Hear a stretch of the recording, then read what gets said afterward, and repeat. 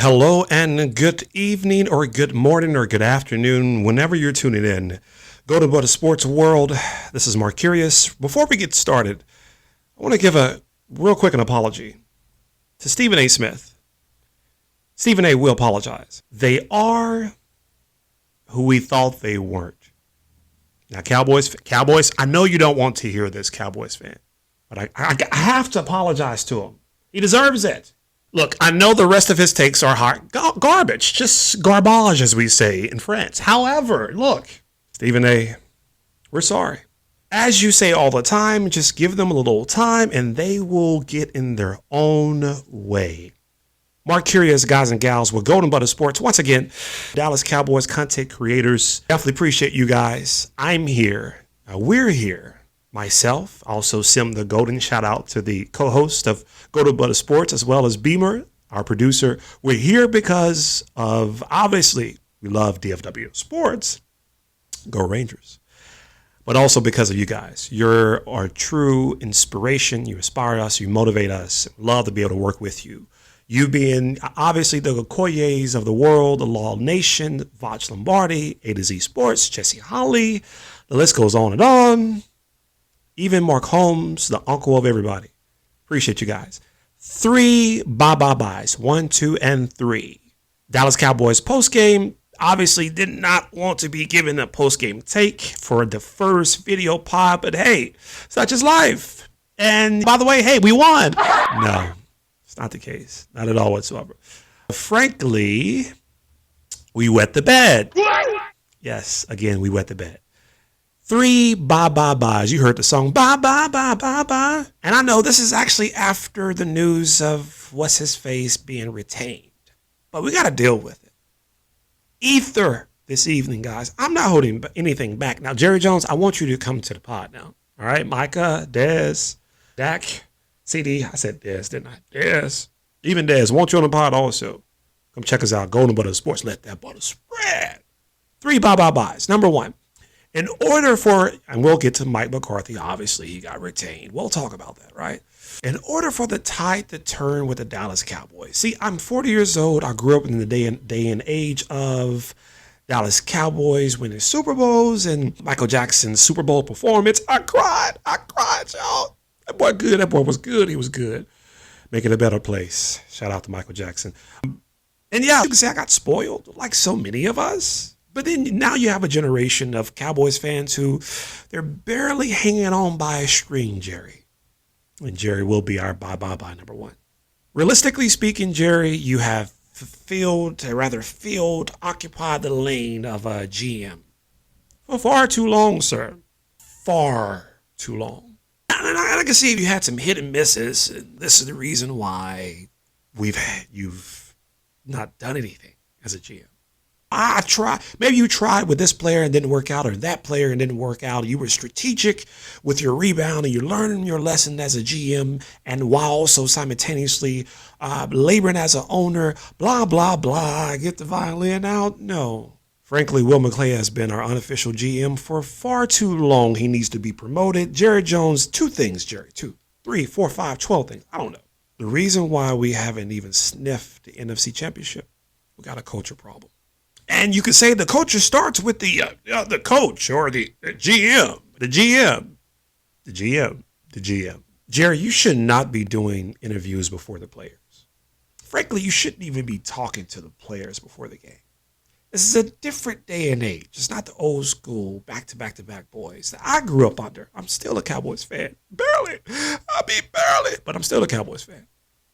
I ain't checked out them Houston, Texas jerseys yet. I got family in Houston too. But anyway, still a Cowboys fan. But you can't be going on the field and talking to the players and stressing them out before the games, especially a high volatile game like the one we just got drugged in. Already got an immense amount of pressure on their shoulders as it is. And you say, hey guys, by the way, if you lose the game, you may not be on the team any longer. You lose the game. It was a horrible Jerry Jones impression. I know I got to work on that. But back to the whole GM thing. Most GMs are involved. They're making moves, they're making trades, et cetera, but you ain't doing none of that. Get out of Will McClay's way. Matter of fact, get off the field. We love you. We appreciate you. Thank you for the organization. Why did you fire Jimmy Johnson? I'm just saying. Go in the sky booth like the rest of the owners. Don't be the first person to hold an interview. Hello, my name is Jerry Jones. Let me tell you how I feel first. Dak, hold on one second. Mike, I know you played hard. CD, whatever. No, Jerry, stop. Will McClay needs to be the official GM of the Dallas Cowboys. Bye, number one. Jerry Jones needs to go bye, out of the GM position. By the way, those out there that says Jerry needs to croak, you ought to be ashamed of yourself. Bye, number two. All right. In order for once you take care of the first one, then you could deal with the second one. And I know he just got retained for another year to finish out his contract. Yes, I'm talking about Mike McChicken, McNugget, McCarthy. Now, I'm not being derogatory. Look, I want Mike McCarthy on the pod. We. Myself, Sim the Golden, B More, our producer. We want Mike, we want Dak, Jerry, Steven, everybody on the pod. But Mike McChicken McCarthy, I know you got retained. Thank you for the 12-5 consecutive years. That's awesome. The highest percentage of Cowboys history. That's wonderful. But leading the league in penalties, which reared its ugly head, not even like the second quarter, even second possession, but the very first possession. I said this in earlier dialogues throughout the week. Just like a child, you create the parameters. You give a system of risk and rewards, right? Again, risk and rewards, right? I don't know why I didn't do the phone slanted to where this is the first video. GPS? A child, you set out the parameters, risk and rewards. You do good, great behavior, you get rewards, obviously. Keep up the great work. Hey, here's whatever. Then the bad consequences, you do wrong, I'm hitching your chest type stuff, risk and reward. So the child knows, hey, if I do said things or make said choices, I know there's some things awaiting me. When I was a child, I would get in trouble often, unfortunately. It was always the other kid's fault, not mine. But anyways, I would get in trouble for whatever reason. And they'd call my mama and tell my mama after I would get paddled at the school, because I'm kind of older a little bit, then the walk to the house was like the longest walk in the world. Because I knew, again, the understanding, the parameters were created, the risk and reward, the risk of my behavior and the consequences thereof. My backside was going to be so. All the kids would figure out that I got a whooping because I wouldn't be able to sit properly. But anyways, you haven't done that, Mr. McCarthy. Because if you had done that, they would be so easy to take upon said risk if there was an understanding of consequences. But again, you haven't done that. Outside of the other things, right? If your players don't respect consequences because you haven't created consequences, the only thing you're creating is a system of, hey, congratulations, you're Rocky. Exactly. What typically happens is what happened on Sunday. We're tired of this. Jerry Jones getting out of the way of GM can alleviate bye Mike McCarthy. Dan Quinn, go ahead and take that role, Dan. Appreciate what you've done at the beginning of the year before we start going like 5 games without a sack. And then like before your undersuccessor came in and embarrassed you in front of everybody. Before you could even make any halftime adjustments, Dan. And DQ, you weren't even supposed to be a part of this pod. But anyways, you get rid of Mike McCarthy. Dan McQuinn goes. You bring in a Belichick. I know he's talking in Atlanta. I understand all this. This is all maybe a pipe dream. I understand that too. But you bring in Belichick or Mike Vrabel, again, I'll hit you in your chest if you jump off sides. Somebody that can also be over the defense. You take care of the coach and the defense in one person. And you create the parameters to where there's a system of rewards and consequences. I'm just saying. Number 3, guys. This is going to be a bit controversial. I know that's my quarterback. He is was my, at one point, he can be like during the regular season, my quarterback, but playoffs, it's different. Dak Rain Dakota Prescott.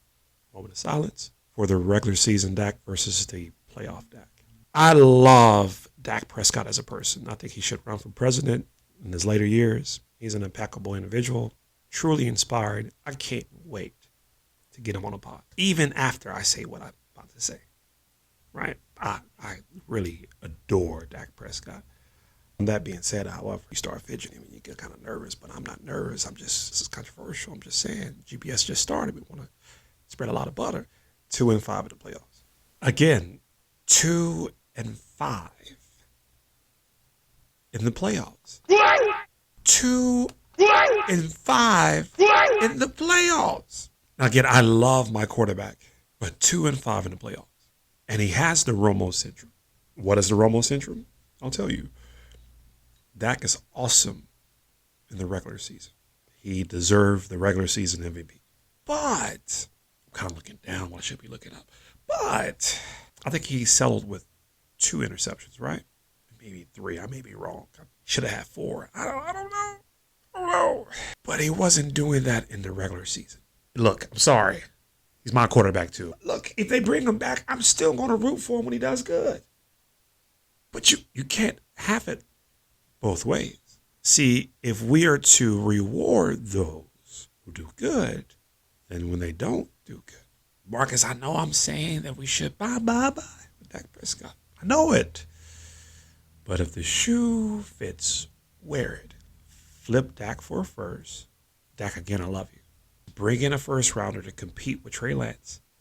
Re-sign or keep Cooper Rush for an additional year. Flip Dak, get the first, get an additional pick after that, maybe even some players or 2. You're able to sign Micah Parsons to the biggest Detroit defensive contract ever in life. CeeDee Lamb to the biggest receiver contract ever in life.